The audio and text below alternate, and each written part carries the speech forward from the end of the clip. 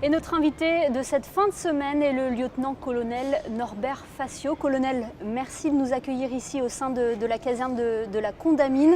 Si vous êtes notre invité, c'est que vous êtes depuis peu à la tête du corps des sapeurs-pompiers de Monaco. Tout d'abord, comment vous avez accueilli votre nomination? Alors, vous imaginez bien que c'est une fierté, un grand honneur que de prendre la tête de ce corps d'élite, je me permets de dire ce terme-là. Et effectivement, je suis d'autant plus honoré, en plus que, vous devez le savoir, je suis fils et petit-fils de sapeurs-pompiers de Monaco. Mon grand-père était sapeur de première classe et mon père était donc premier adjoint en chef de la force publique. Parce que tout ça, ça a une histoire et donc je suis particulièrement heureux et honoré de cette nomination. Colonel, racontez-nous un petit peu votre parcours. Vous avez débuté à Paris, je crois. Comment s'est fait cette carrière En fait, comme fils et petit-fils de pompiers de Monaco, mon père était à l'origine pompier à Paris, il avait fait 5 ans. Et donc, dans mon cursus de formation universitaire, j'ai après choisi l'option d'intégrer la brigade Savoie de Paris pour un an.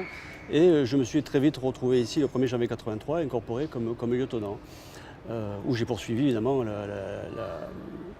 en étant promu régulièrement capitaine, commandant, lieutenant-colonel.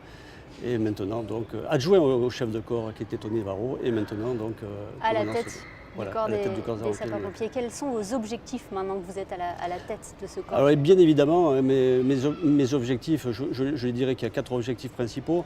Mais le premier, c'est de continuer de faire progresser ce corps dans l'excellence et l'innovation. Pourquoi l'innovation?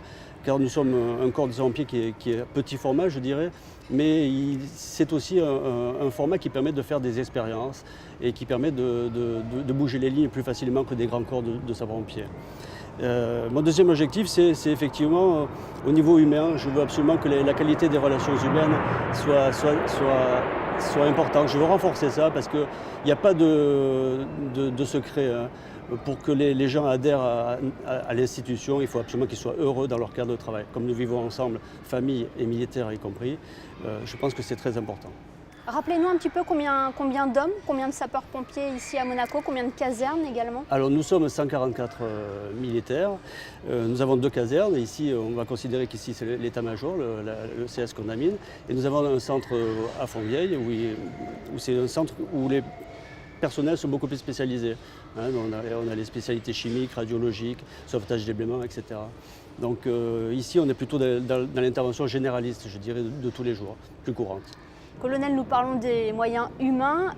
Est-ce que l'on peut aborder également les moyens matériels du corps des sapeurs-pompiers de Monaco? Effectivement, nous avons du matériel de qualité. Nous avons du matériel qui est étudié dans le cadre du corps. La conception se fait en accord avec les équipementiers et les personnels du corps et les services techniques.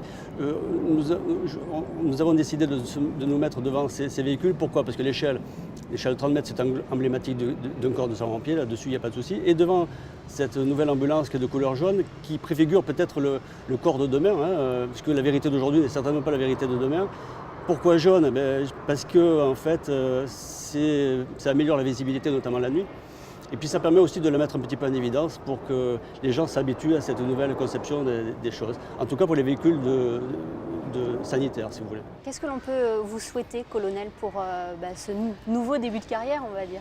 Eh bien écoutez, je prends ce corps avec sérénité en fait, pour beaucoup de raisons, mais notamment parce que j'ai du personnel de qualité, j'ai du matériel de qualité et je pense qu'il y a des efforts à faire, parce que c'est toujours perfectible, bien évidemment, mais je pense que l'effort à faire principalement est sur les casernements. Donc vous devez savoir qu'il y a un projet de 3e centre de secours dans les horizons plus lointains, mais c'est vrai que ce projet est très important parce qu'il permettra de renforcer la capacité opérationnelle du corps en augmentant les effectifs, chose qui n'a pas été faite depuis 1994.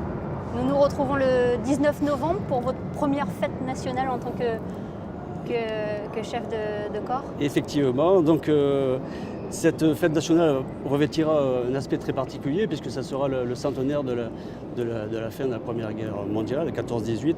Et donc à ce titre, il y aura donc 14 militaires du corps des sapeurs-pompiers de Monaco qui porteront l'uniforme des poilus.